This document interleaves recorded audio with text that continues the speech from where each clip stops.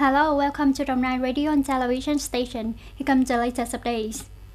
The EVFTA officially taking effect on August 1st, 2020 is opening a great opportunity for Vietnam to penetrate the potential EU market with more than 500 million people and a scale of about 18,000 billion USD.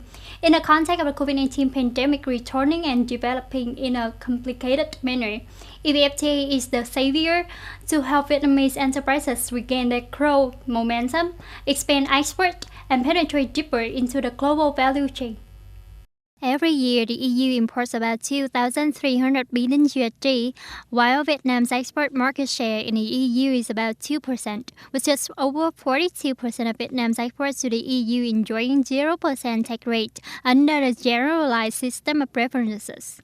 Therefore, with a strong market opening commitment, policing import duties up to nearly 100% of the tariff in EVFTA, the opportunity to increase Vietnam's export is huge, especially in terms of advanced goods such as textile, footwear, agricultural products, aquatic products, and wooden products. According to the Ministry of Industry and Trade, the EVFTA will help Vietnam's export turnover to the EU increase by about 20% in 2020, 42.7% in 2025, and 44.37% in 2030, compared with when there's no agreement.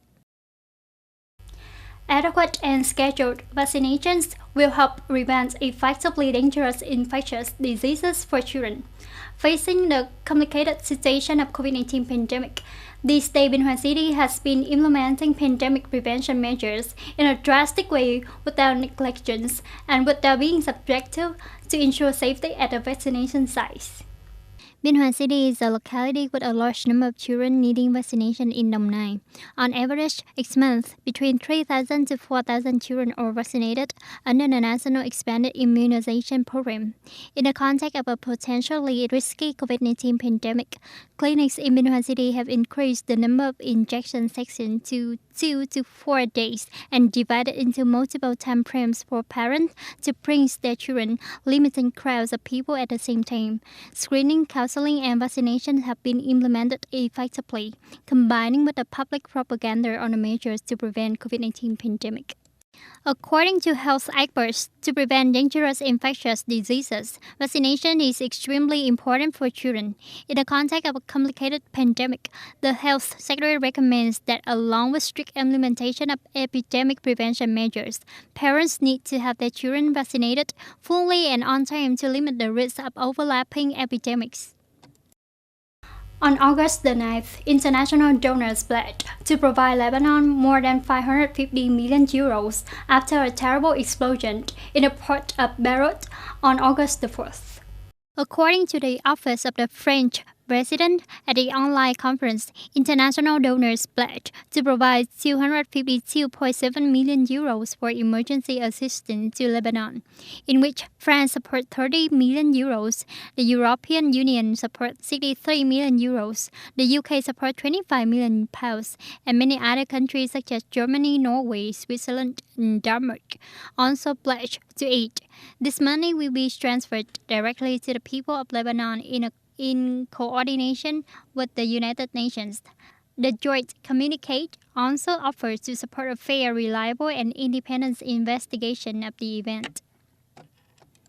Currently, the rescue work is still taking place. However, the head of the Lebanese military specialist group said there was no hope of finding more survivors.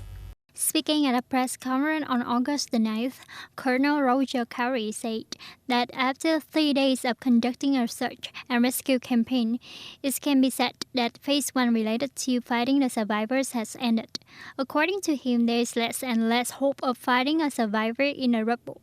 At least 20 people are still missing, according to the Lebanese Ministry of Health. Meanwhile, a wave of anti-government protests in Beirut related to the explosion entered the second night in a row, with about 10,000 people participating. Clash also broke out, killing one policeman and injuring more than 170 people.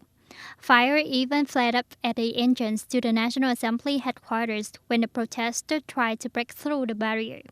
The officers of Ministry of Transport, the Department of Refugee Affairs, and the Ministry of Labor was also broken into by the protesters. That's the end of the news for today. Thank you for watching and goodbye for now.